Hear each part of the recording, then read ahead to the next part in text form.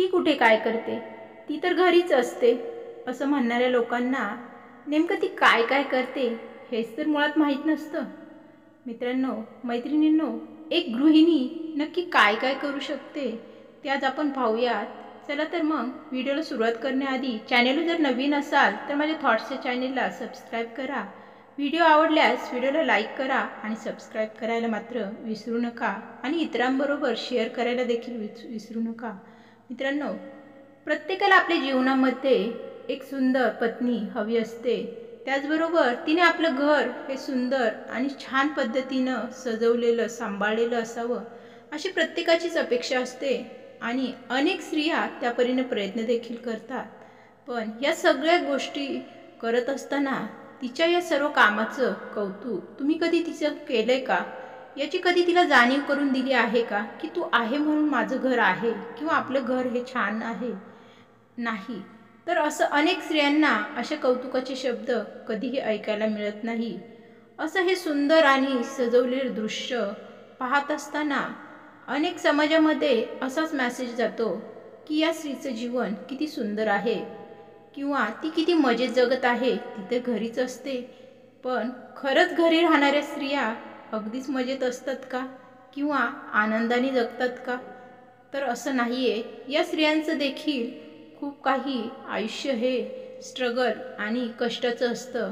तर आज आपण एका गृहिणीचं जीवन जाणून घेणार आहोत। असं सर्व छान दृश्य दिसत असताना अनेक स्त्रियांच्या जीवनामध्ये देखील आजही अंधार असतो, कारण की कौतुकाचे शब्द देणारे प्रेमाचे हात, प्रेमाचा माणूस त्यांच्या जीवनामध्ये नसतो।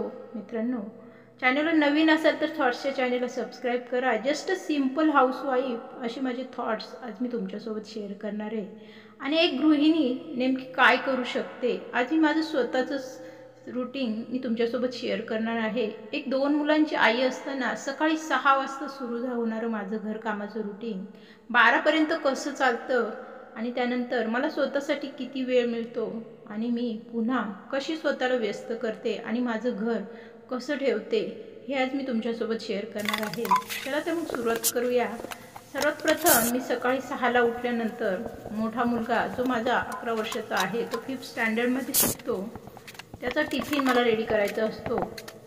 तो त्याची स्वतःची कामे स्वतः करत असल्या कारणाने मला अगदी टिफिन बनवणं सोपं जातं। माझं मी स्वतः उठल्यानंतर त्याचा डब्बा बनवण्यात बिझी असते आणि तो त्याचं काम त्याचं स्वतःची तयारी करण्यात व्यस्त असतो। एक 6 ते 7 असा आमचा 1 तासाचा कालावधी सकाळचा असतो। मी 6ला उठल्यानंतर साधारणतः 1 साडेसहा पर्यंत माझी भाजी पोळीचा डब्बा तयार ठेवते। त्यानंतर त्याला उठवते।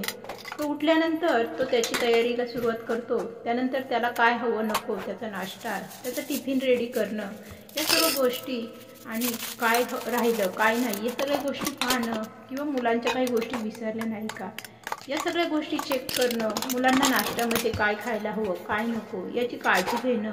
तर आज त्याला चहा चपातीची आवड झाली म्हणून त्याला मी सकाळी तूप टाकून छानपैकी चहा चपाती खायला दिली। त्यानंतर त्याची तयारी झाल्यानंतर तो स्कूलला निघून गेला। त्याच्या गेल्यानंतर तो स्वतः एकटा जातो, कारण की 4th स्टँडर्डपर्यंत मी त्याला स्वतः बस स्टॉपपर्यंत सोडवायला जात होती। पण आता दुसरा मुलगाही ज्याचं ॲडमिशन यावर्षीच पहिलीमध्ये झालं, आता तो पहिलीमध्ये आहे, नेक्स्ट इयर तो आता एप्रिल मे जूनमध्ये तो 2ndला जाणार आहे। त्याच्यामुळे त्याची जबाबदारी माझ्यावर असल्या कारणाने हा आता याची स्वतःची जबाबदारी घेतो आणि तो सकाळी त्याचा तो स्वतः स्कूलला जातो। त्यानंतर मी माझ्या छोट्या मुलाला उठवते।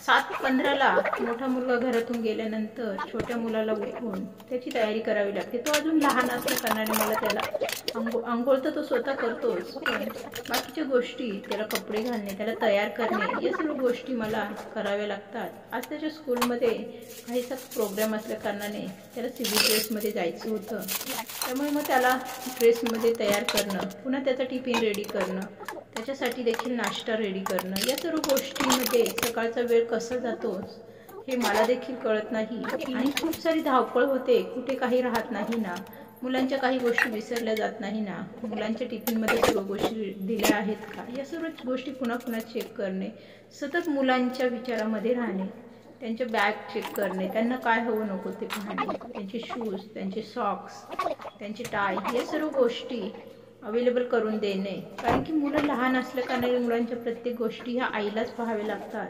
कितीही दमायला झालं, विसरायला झालं, तर सकाळी उठून आईला हे रुटीन फॉलो करावंच लागतं. ती कधी कुणाला सांगत नाही किंवा ती दमतही नाही आणि थकतही नाही.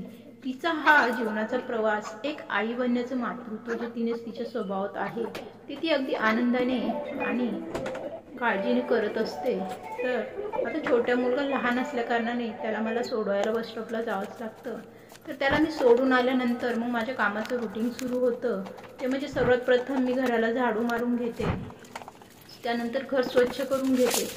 साफसफाई झाल्यानंतर सर्व घराची साफसफाई घरामध्ये पसारा खूप केलेला असतो मुलांनी. मुलं असल्या कारणाने घरामध्ये सर्व वस्तू या अस्ताव्यस्त झालेल्या असतात.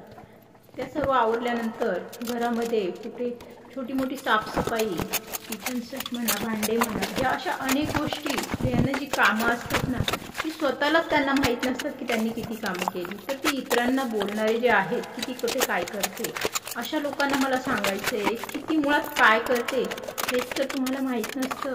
तर कधीतरी तिच्या जागी प्रवास करून पहा, मग तुम्हाला समजेल की नेमकं एक गृहिणी घरामध्ये काय काय कामं करते आणि त्याचं तिला किती मोबदला तुम्ही देता. ते तिला फार काही अपेक्षा नसते. तिला फक्त तुमच्या प्रेमाची आणि मायेने तिचं कौतुक करण्याची अपेक्षा असते. कधीतरी तिला म्हणा की तू आहेस म्हणून माझं घर आहे आणि म्हणून मी स्वतःला कामाच्या ठिकाणी योग्य पद्धतीने सांभाळू शकतो.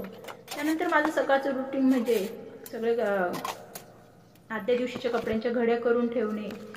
पुन्हा आंघोळ झाल्यानंतर मी देवाला नमस्कार करते. फार काही मी देवाच्या गोष्टी करत नाही कारण की मुलं लहान असल्या कारणाने मला खूप पूजा अर्चा करायला जमत नाही. पण एक देवापुढे दिवा लावणं हा माझा सकाळ संध्याकाळी देवासमोर दिवा लावणं आणि कुटुंबासाठी मुलांसाठी प्रार्थना करणं हा माझा रोजचा नित्यक्रम आहे, जो मी अगदी आनंदाने पाळते.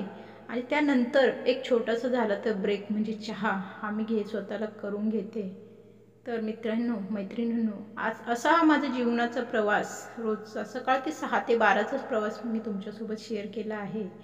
खरं तर त्यानंतर माझा मोठा मुलगा 2:30 वाजता शाळेतून येतो. त्यानंतर त्याचं रुटीन सुरू होतं आणि त्यानंतर 4 वाजता छोटा मुलगा येतो आणि त्यानंतर मग त्यांचा स्टडी टाईम, त्यांचा अभ्यास घेणं, त्यांच्या अनेक गोष्टी, त्यांना काय हवं नको, त्यांना नाश्त्याला काहीतरी हवं असतं आल्यानंतर खायला, त्यांच्या त्या खाण्याच्या वेळा पाळणं, त्यांना काय हवं नको ते पाहणं. त्यानंतर संध्याकाळची वेळ असते. संध्याकाळी घरामध्ये दिवाबत्ती करणं, दिवा लावणं, मुलांना खेळायचं असतं, मुलांना खाली खेळायला जायचं असतं. त्यानंतर आल्यावर त्यांना भूक देखील लागते. मग पुन्हा संध्याकाळी जेवणाचा स्वयंपाक, रात्रीची तयारी, दुसऱ्या दिवशी पुन्हा टिफिनसाठी काय करायचं हा प्रश्न मात्र मनामध्ये सतत असतो. उद्याची तयारी ही आजच मनाला सतावते. अशा अनेक गोष्टींनी, अनेक विचारांनी एक गृहिणी मात्र व्यस्त असते. आणि तरी देखील आजही समाजामध्ये अनेक लोक हाच प्रश्न पडतो लोकांना आणि सहज बोललं जातं की ती घरीच असते, ती कुठे काय करते. तर असं बोलणाऱ्या लोकांना माझं एकच सांगणं आहे की खरं तर तीच तर सर्व काही करत असते, म्हणून तर तुमचं कुटुंब आहे. एक दिवस जर ती नसेल तर तुमच्या घराला कुठेही घरपण राहणार नाही. तुम्हाला त्या घरामध्ये राहणंसुद्धा कठीण होईल, इतकं तुमचं घर हे अस्तव्यस्त फैललेलं असतं. तिच्या या रोजच्या असण्याने तुमच्या घराला शोभा असते. त्यामुळे एका गृहिणीचा आदर करा, तिला जपा, तिच्या मनाची, तिच्या भावनेची किंमत करायला शिका. तिला तुमच्याकडून फार काही अपेक्षा नसतात, पण ती जे करते त्याची जाणीव तुमच्या मनामध्ये असू द्या. तिच्यामध्ये खूप काही क्षमता असते, एक आई बनण्याची ताकद जी तिला दिलेली आहे. त्यामुळे ती खूप काही सहन करते. त्यामुळे असं नाही की ती सहन करते म्हणून तिला तुम्ही तिचा योग्य तो आदर, मान सन्मान हा देणारच नाही. तर स्त्रियांना फार काही नको असतं, त्यांना त्यांचा मान सन्मान मिळावा इतकीच अपेक्षा असते. आपल्या जोडीदाराने आपल्यावर भरभरून प्रेम करावं, आपल्याला समजून घ्यावं, आपली जी मनस्थिती, आपली जी परिस्थिती आहे त्या परिस्थितीमध्ये आपल्याला समजून घ्यावं, इतकी एक माफक अपेक्षा तिच्या आपल्या जोडीदाराकडून असते. पहा, तिला जर तुम्ही समजून घेतलं ना तर नक्कीच तुमचा सर्वांचा संसार हा सुखाचा होणार आहे. एकमेकाला समजून घेणं हाच तर सुखी संसाराचा खरा उद्देश आहे. एकमेकाला समजून घेतलं ना की नातं हे फुलतंच आणि संसारामध्ये कसल्याही अडचणी येत नाही. मैत्रिणींनो, तुम्हाला माझा व्हिडिओ कसा वाटला? व्हिडिओ जर आवडला तर व्हिडिओला लाईक करा, चॅनलला नवीन असाल तर चॅनलला सबस्क्राईब करा आणि इतरांबरोबर व्हिडिओ शेअर करायला मात्र विसरू नका. धन्यवाद. पुन्हा भेटूया अशाच नवीन ब्लॉगसोबत, नवीन विचारांसोबत. तोपर्यंत धन्यवाद.